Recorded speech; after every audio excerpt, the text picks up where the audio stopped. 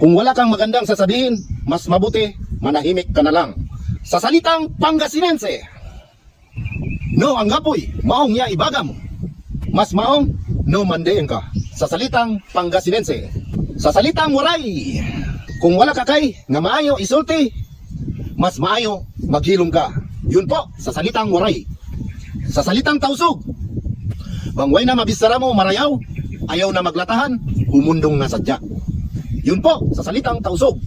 Sa Bicolano, kung mayo kang maray na sasabihon, mas marhay na magsilensyo ka na sana.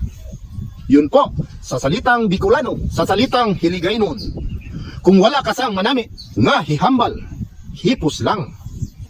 Yun po, sa salitang Hiligaynon. Kapampangan, nung alakang masanting asabi, manahimik ka mo. Yun po, sa salitang Kapampangan. Sa salitang Bicolano, no awanti na sayat nga ibagam, ago lumikalaing. Yan po, sa salitang Bicolano. Sa salitang Bisaya, kung wala kang maayong isulti, hinom lang. Sa salitang Maranao, uda matero ka mapiha, gaganat ka dun. Sa salitang Kalibugan, bugda dun nang maparo no ng mabais, at tawa mo talo no, kana magmarites ginang mo, magluko nga na.